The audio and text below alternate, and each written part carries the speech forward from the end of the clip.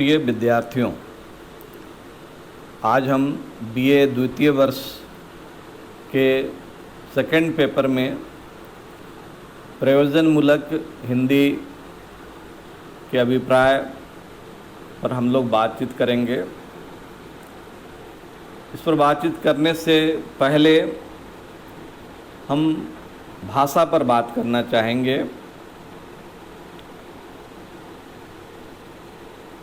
भाषा सामाजिक वस्तु है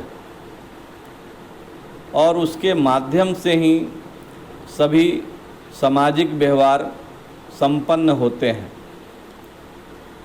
भाषा के कारण ही मानव बन सकता है, लेकिन यदि भाषा का समाज के विविध कार्यों में उपयोग न किया जाए तो वह भाषा सीमित दिशाओं में ही विकास कर पाएगी।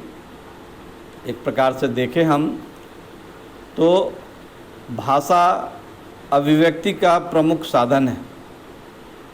व्यक्ति के धरातल पर भाषा बाह्य रूप से मुख से उच्चारित यादृच्छिक ध्वनि प्रतीकों की ऐसी व्यवस्था है जिसके द्वारा व्यक्ति अपने भावों को व्यक्त करता है। भाषा के द्वारा ही व्यक्ति की सोच निर्मित होती है। सामाजिक धरातल पर भाषा एक ऐसी व्यवस्था है जिसके द्वारा समाज नियंत्रित होता है। यहाँ भाषा एक सामाजिक संपर्क का माध्यम है जिसका प्रयोग व्यक्ति समाज में ही करता है। प्रयोजनमूलक भाषा में यहाँ पर प्रयोजन शब्द का अभिप्राय ही उद्देश्य अथवा लक्ष्य होता है। जब प्रयोजन के अंत में मूलक प्रत्यय लग जाता है और उसे भाषा के विशेषण के रूप में प्रयोग किया जाता है तो प्रयोजनमूलक भाषा का अभिप्राय उस भाषा से होता है जो किसी उद्देश्य विशेष से संबंधित हो। वास्तव में भाषा का प्रयोजन सदैव ही विचारों की अभिव्यक्ति होता है, वह भले ही मौखिक हो या लिखित, उसका निश्चित ही प्रयोजन होता है। अतः प्रयोजनमूलक भाषा से अभिप्राय किसी प्रयोजन विशेष के लिए प्रयोग होने वाली भाषा से होता है। यह प्रयोजन सापेक्ष, सीधा और स्पष्ट जितना होता है वह उतना ही अर्थ देता है जितना अभीष्ट है। इसका आशय यह नहीं है कि किसी भाषा का प्रयोजनमूलक स्वरूप उस भाषा के मूल रूप यानी शब्द संरचना, पदावली अथवा अन्य व्याकरणिक रूपों से भिन्न होता है, बल्कि भाषा के इस व्यापक रूप के अंदर ही विद्यमान रहता है और इसके विविध क्षेत्रों में प्रयोग के आधार पर निर्मित होता है। इस दृष्टि से हिंदी का प्रयोजनमूलक मूल रूप में वही भाषा रूप होगा जो अनौपचारिक है, पर विविध प्रयोजनों के लिए उसके प्रयोजनमूलक रूप को ही ग्रहण करेंगे। इसलिए उसे व्यवहारिक भाषा भी कहा जाता है। भाषा के दो पक्ष माने गए हैं, एक संरचना पक्ष और दूसरा प्रयोग पक्ष। संरचना से तात्पर्य भाषा की आंतरिक संरचना से है जो ध्वनि, शब्द रूप, वाक्य और अर्थ के स्तर पर होती है। भाषा के इस रूप का अध्ययन संरचनात्मक भाषा विज्ञान के अंतर्गत होता है। दूसरा पक्ष प्रयोग पक्ष में प्रयोग का आशय समाज द्वारा किए गए प्रयोग से है। भाषा का प्रयोग जब समाज के संबंध से होता है तो उसमें सांस्कृतिक, प्रशासनिक, तकनीकी, आर्थिक, व्यापारिक आदि विविध परिस्थितियों से संबंधित रूप स्वतः ही आ जाते हैं। इस प्रकार भाषा का यह प्रयोग पक्ष ही प्रयोजन परक या प्रयोजन मूलक हिंदी से जुड़ा है। सामान्य तौर पर भाषा की प्रयोजन मूलकता से यह अर्थ निकलता है कि भाषा का प्रयोजन अथवा उद्देश्य सामाजिक जीवन के क्षेत्रों में किस किस रूप में किया जाता है।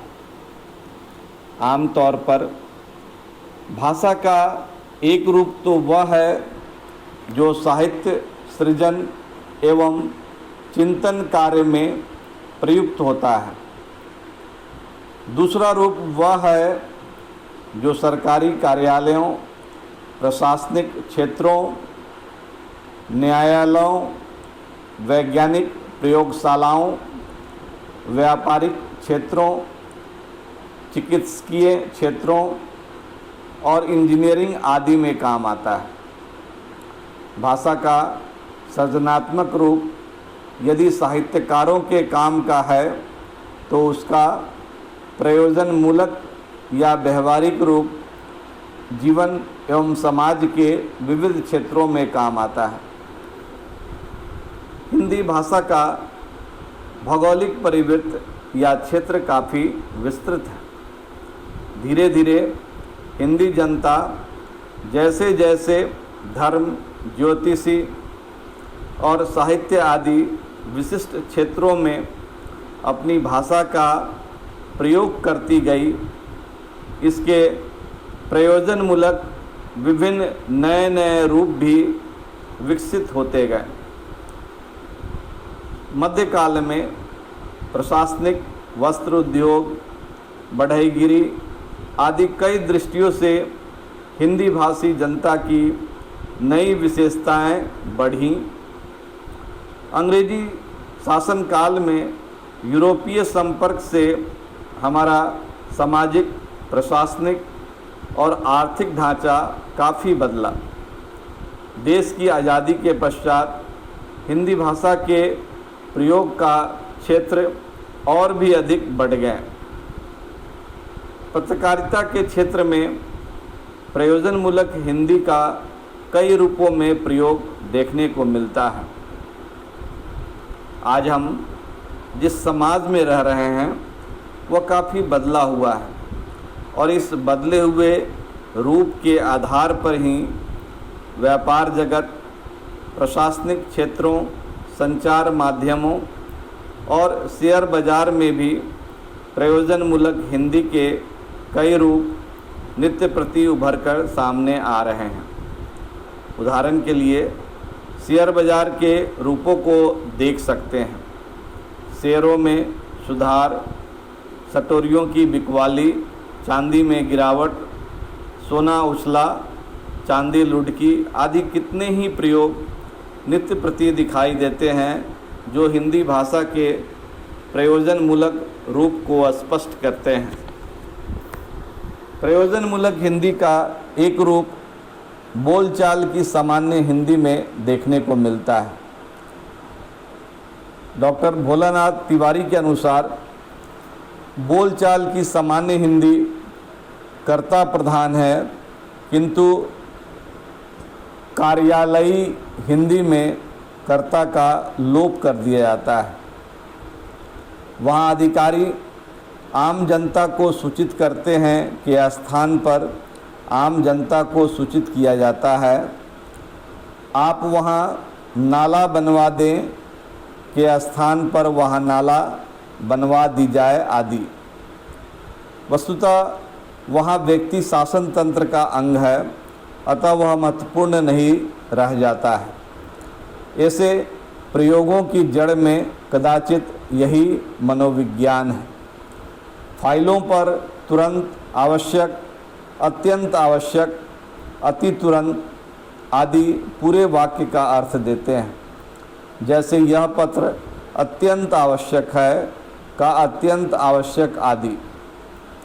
बोलचाल की भाषा, नाटकों, कथा साहित्य के कथोपकथनों में वाक्य में अनेक शब्दों का लोप करके उसे एक या दो शब्दों का कर देते हैं।